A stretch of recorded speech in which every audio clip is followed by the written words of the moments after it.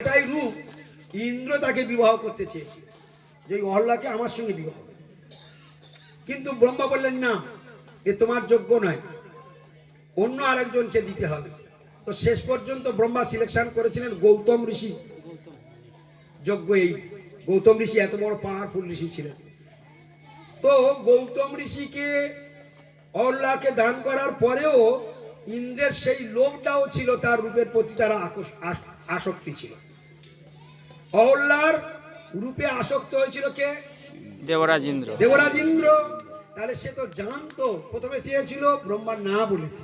তারপর গৌতম ঋষির সঙ্গে তার বিবাহ হয়ে গেছে, তারপরে কি তার দিকে আর নজর দেওয়া উচিত?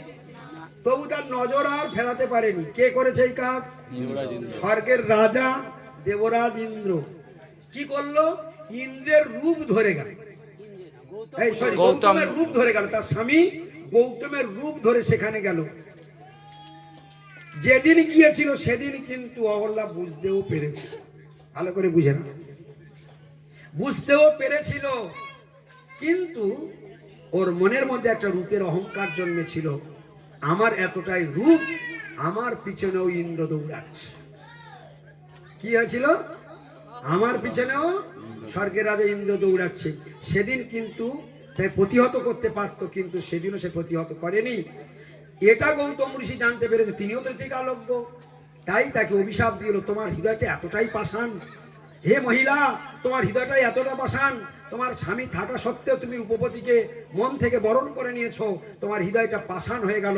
তাই আমি তোমাকে অভিশাপ দিয়ে দিচ্ছি, তুমি পাষাণের মতো কাজ করেছো, তোমার হৃদয়টা পাষাণ হয়ে গেছে, তুমি পাষাণ হয়ে যাও। কি হলো? তাহলে এত কথা শুনেও আমাদের পাষাণ হৃদয় গলে না, তাহলে আমরা তো সবাই অহল্যা। কি কিছু বুঝতে পারছো না আমার কথাটা? তাহলে হরি কথা শুনেও হৃদয় আমাদের পাষাণ হয়ে রয়েছে। গৌতম ঋষি এই জন্য অভিশাপ দিয়েছে, তোমার হৃদয়টা পাষাণ, তোমার ভিতরে তত্ত্বজ্ঞান থাকা সত্ত্বেও তুমি এই অন্যায় করেছো। পাষাণ হৃদয়, যা পাষাণ হয়ে থাকো। সেই অহল্যা পাষাণ হয়ে পড়ে আছে। তো সেখানে বিশ্বামিত্র ঋষি যখন জনকরাজের রাজসভায় নিয়ে যাওয়ার জন্য রাম লক্ষণকে নিয়ে আসছিলেন, সেই সময় সেই পথেই বিশ্বামিত্র নিয়ে আসছিলেন, যে পথে অহল্যা পাষাণী হয়ে পড়ে আছে। দেখুন, পাষাণ হৃদয়কে কে উদ্ধার করতে পারে? গুরু। তাহলে বিশ্বামিত্র গুরু রূপ ধারণ করে ভগবানকে নিয়ে আসছে। তাহলে ভগবানকে কে নিয়ে আসতে পারে? গুরু। গুরু আনতে পারে। তাহলে বিশ্বামিত্র রূপ গুরু ভগবান শ্রী রামচন্দ্রকে নিয়ে আসছে এই আমাদের মতো পাষাণ হৃদয়দের উদ্ধার করবার জন্য। আমাদের মতো পাষাণ হৃদয়কে উদ্ধার করবার জন্য। আস্তে আস্তে কি হচ্ছে কথা? পাষাণ হৃদয়কে উদ্ধার করবার জন্য নিয়ে আসলো।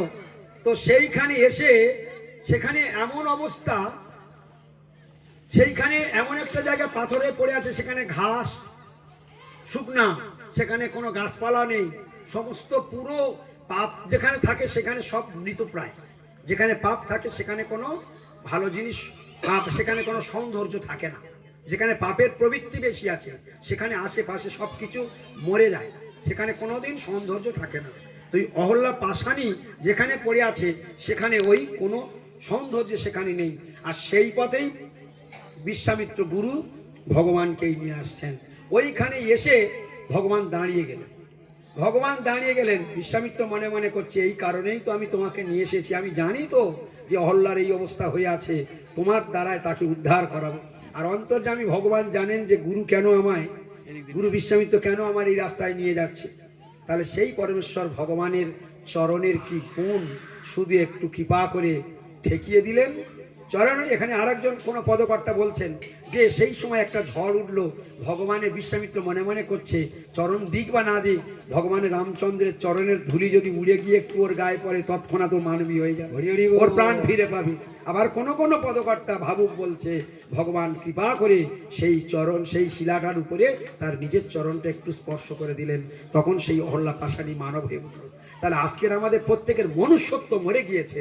আজকের আমরা মানুষের আকার আছে আমাদের, কিন্তু ভিতরের মানব আর নেই, সব হৃদয় পাষাণ হয়ে গেছে। মনুষ্যত্ব সব শেষ হয়ে গেছে, মনুষ্যত্ব সব মার্ডার হয়ে গেছে। ভগবানের ভক্তি, ভগবানের সেবা পূজা করার বৃত্তিটা চিরকালের জন্য মার্ডার হয়ে গিয়েছে। সাধুরা এসে সেই ঘুমন্ত চেতনাকে জাগ্রত করে দেয়। ওঠো জাগো, উত্তিষ্ঠ জাগ্রত প্রাপ্য বারান নিবোধত খুরস্ব ধারা ঋষিতা দূরত্যা দুর্গম পতস্তৎ কবয়ে বদন্তি। আর কতকাল মায়ার কোলে ঘুমাবে? যে কোনো মুহূর্তে তোমার ডাক আসবে, যে কোনো মুহূর্তে তোমার এই ঘর বাড়ি সাদের সংসার এই সাজানো বাগান সব ফেলে রেখে চলে যেতে হবে।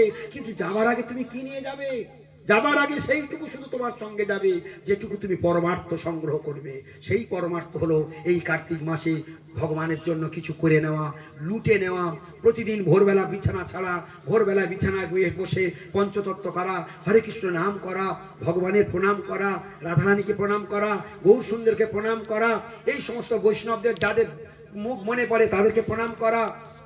বিছানায় বসে বসে ওখানে উঠে এখন 2 মিনিট নামতে হবে না, 5 মিনিট ওখানে বসো, বসে বসে বৃন্দাবন ধামকে মনে মনে প্রণাম করো, নবদ্বীপ ধামকে মনে মনে প্রণাম করে নাও, পুরীধামকে মনে মনে প্রণাম করো।